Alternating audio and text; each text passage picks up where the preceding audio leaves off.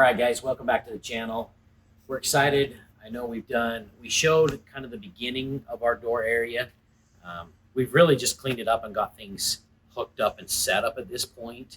But we've been doing doors out of here for a few months now, and we're loving it.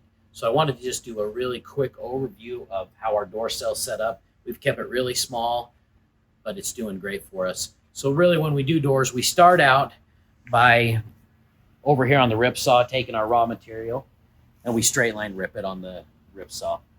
So we straight line rip, and then we cut it to width. And when we cut our doors, we cut them 1/4 inch big on the raw material. Then we bring them right here, and we put them in the molder.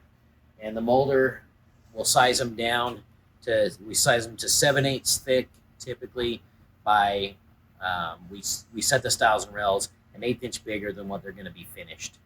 So a 3-inch stile and rail, we'd run them a 3 1/8, 2 1/2, a 2 5/8. So we'll run them through here, and then we keep some stock inventory over there. So we kind of do that as a separate item to get it prepped for the doors. Then we bring them over here.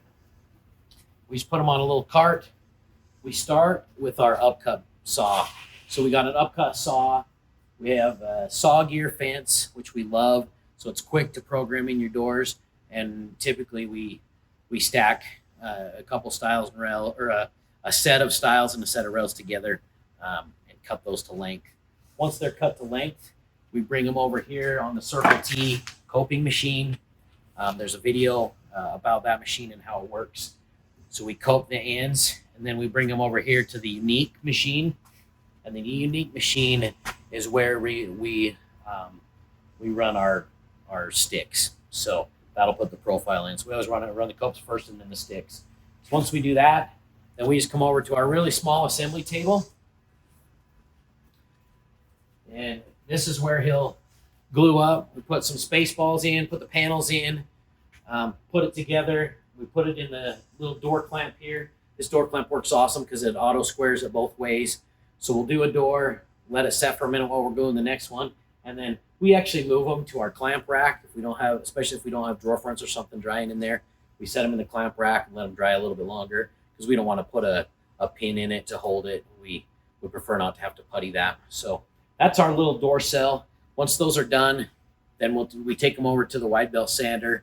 We square them up on the Allendorf table saw, sand them, and they're good to go. So everything's pretty tight. The sander's right over there. The Allendorf's right here. So again, trying to keep things pretty tight. Where we use a lot of our machines for multi-purpose, those machines like the sander gets used for more than just doors. The Allendorf gets used all the time for more than just that. But we're really close and tight. Anyway, we've loved it. We never go back. The only regret I have is that we didn't do this door cell earlier. We love having the control, the quality. We just don't have quality issues anymore, and that's kudos to Ethan is our guy that runs the doors. He's done a fantastic job.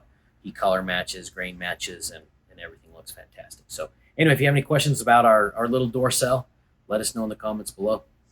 We did have a couple of questions on the initial video, I think specifically around the clamp. You want to address those? Oh, yeah. So I think we had one question is, do you really need a clamp like that? And you could answer a lot of different ways. What we liked about this clamp is it's simple. The clamps are really versatile. They move around, so we can do long pieces, and we do more than just doors again. You know, we bring other things over here. We'll glue our crown nailer or our light rails, some crown nailers and different things on it.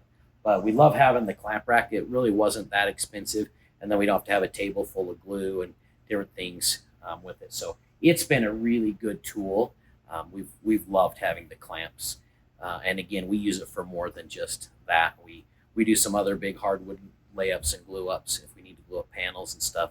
So the clamp rack gets used for way more than just doors, but it's been pretty awesome for us.